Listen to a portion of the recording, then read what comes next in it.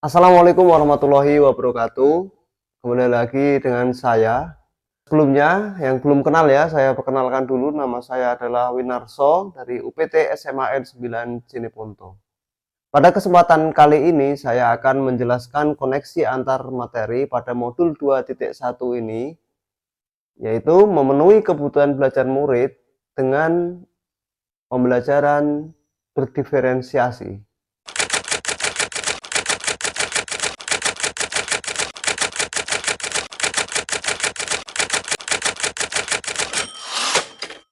Ya, tentu saja. Namun sepertinya saya merasa telah mengalami perubahan paradigma baru tentang pembelajaran di kelas tanpa saya harus mengubahnya secara khusus. Yang jelas, saya mempelajari materi dari modul memenuhi kebutuhan belajar murid melalui pembelajaran berdiferensiasi ini. Pemikiran saya berubah, khususnya tentang bagaimana cara mengidentifikasi, merencanakan, dan melaksanakan pembelajaran untuk memenuhi kebutuhan belajar murid.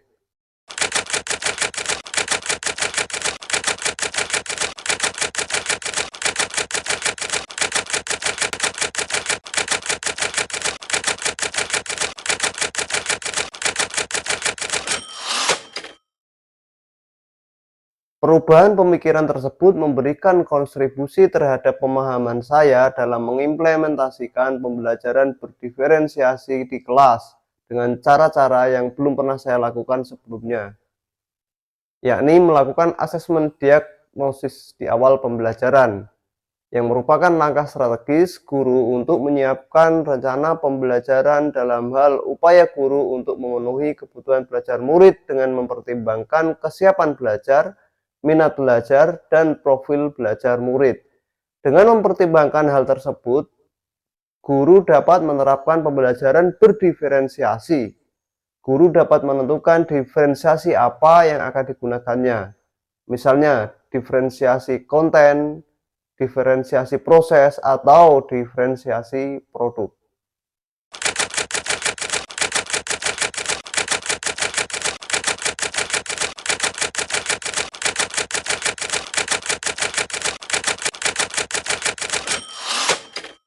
Terus terang, hal yang merasa berat adalah mengajar di 3 tingkatan sekaligus, tingkatan kelas maksudnya ya, yakni kelas 10, 11, dan 12, yang saya jalani selama ini.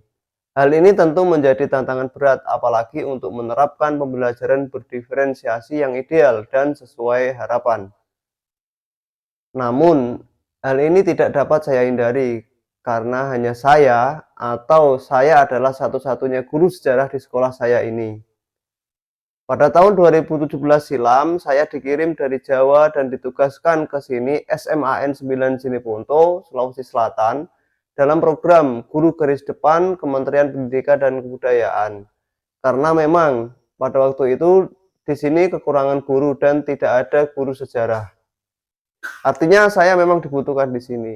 Sangat berkomitmen, sekali lagi sangat berkomitmen untuk mewujudkan pemerataan pendidikan, pemerataan fasilitas pendidikan di seluruh wilayah-wilayah yang terutama, tadi sudah saya sampaikan, sudah diidentifikasi sebagai area atau wilayah yang tingkat dan pelayanan pendidikannya masih rendah dan masih kurang baik. Itulah yang selalu membuat saya tetap yakin dan bersikap positif, serta selalu optimis menjalankan tugas sesuai dengan kemampuan saya.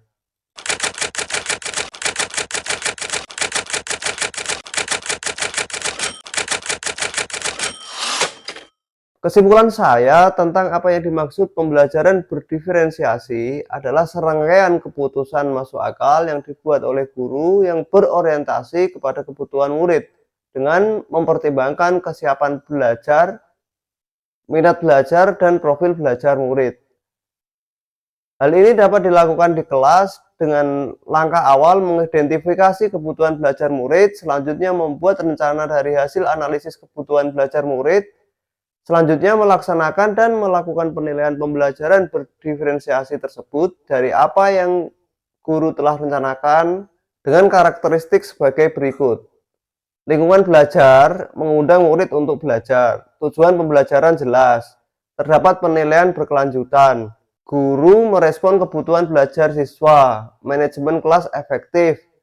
Guru memvariasikan bentuk materi atau media pembelajaran. Hasil tugas siswa beragam atau lebih dari satu macam. Ada diagnosis kemampuan awal siswa, mengutamakan penilaian formatif.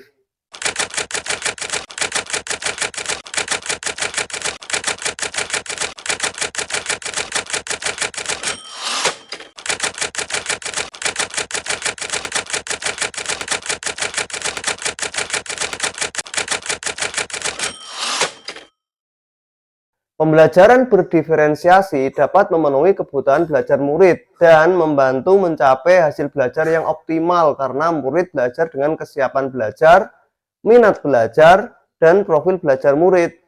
Guru memberikan fasilitas belajar dengan mempertimbangkan setidaknya 3 hal tersebut. Menurut saya, modul 2.1 ini berkaitan erat dengan modul-modul sebelumnya, karena dengan adanya pembelajaran berdiferensiasi, kebutuhan belajar murid dapat terpenuhi dengan baik untuk menciptakan merdeka belajar. Dengan demikian, saya melihat bahwasanya pembelajaran berdiferensiasi untuk memenuhi kebutuhan belajar murid ini sejalan atau berkaitan dengan modul-modul sebelumnya. Untuk lebih jelasnya, perhatikan gambar berikut ini.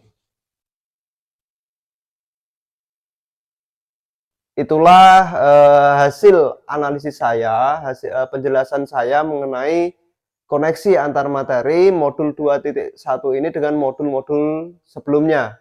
Terima kasih, saya akhiri. Wassalamualaikum warahmatullahi wabarakatuh.